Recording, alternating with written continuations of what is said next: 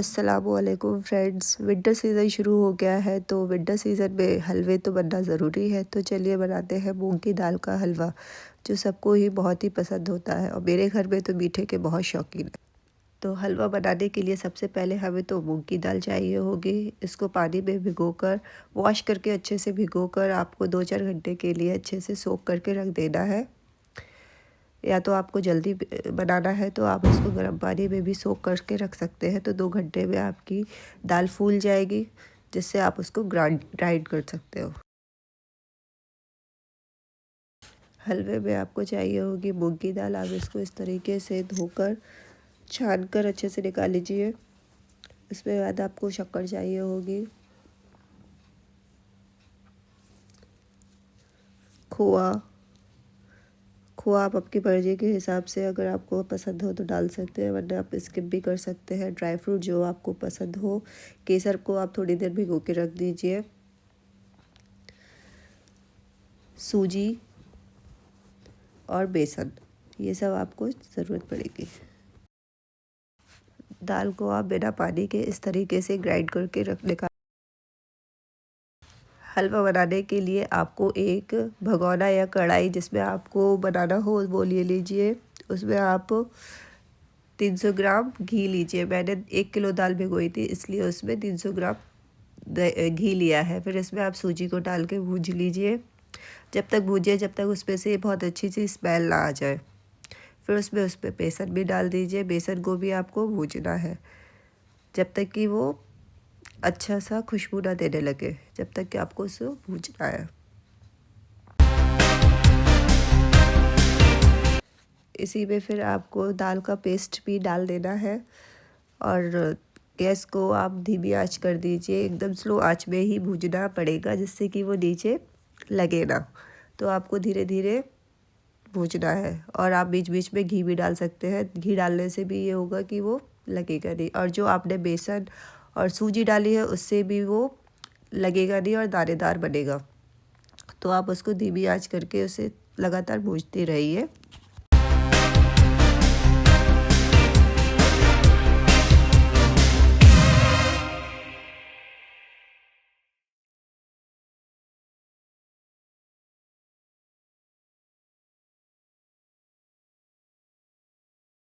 आपको जब तक भूनना है जब तक कि वो इस तरीके से पाउडर फॉर्म में ना आ जाए।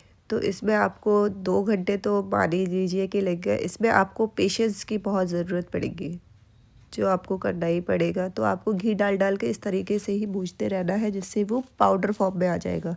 ऐसा दरदरा हो जाएगा, तब तक आप भूजिएगा।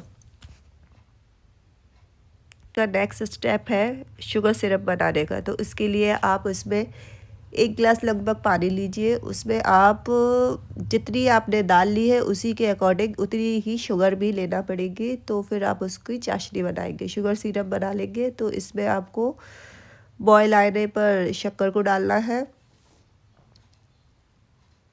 और फिर इसकी आपको गंदगी निकाल लेना है ऊपर से।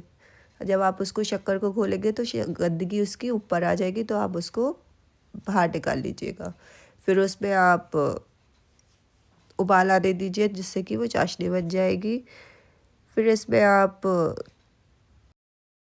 इस शुगर सिरप में आप फिर केसर का जो आपने पानी लिया था वो केसर को भी इसमें डाल दीजिए, जिससे उसका बहुत अच्छी स्मेल आएगी और कलर भी बहुत अच्छा एनहेंस हो जाएगा।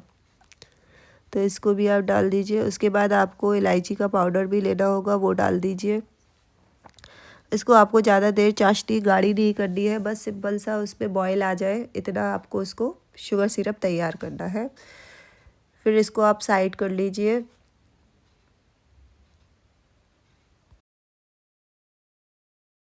अब आपका शुगर सिरप तैयार है, तो इसमें आप जो दाल आपने भूजी थी उसमें आप इस शुगर सिरप को अच्छे से डाल दीजिए।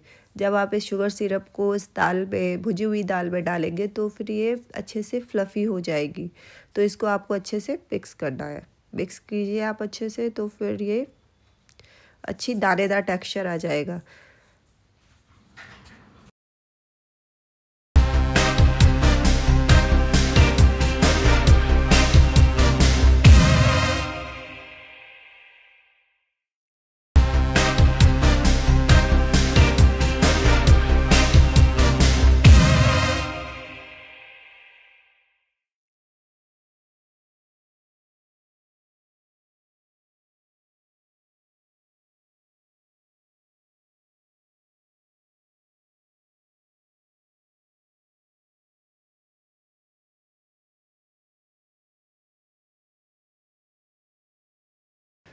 मूंग की दाल के मिक्सचर में अब आपको खोआ को मिक्स करना है। खोए को आप अच्छी तरीके से इस हलवे में मिक्स कर लीजिए।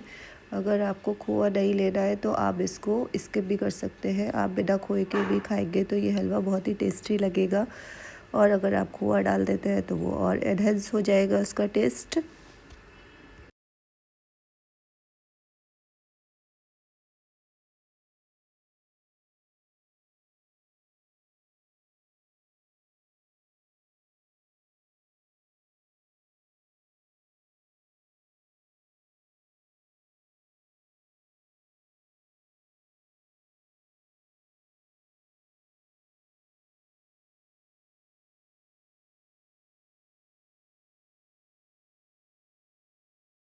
अब एक पैन में थोड़ा सा घी लीजिए, उसमें सारे ड्राई फ्रूट्स को आप डाल के फ्राई कर लीजिए, और फिर उसका उस हलवे में बघार लगाएंगे तो इससे और अच्छा टेस्ट हलवे में आएगा, जो बहुत ही खुशबूदार और दानेदार बनेगा। तो इसलिए आप उसमें थोड़ा सा घी डाल के बघार लगाइए।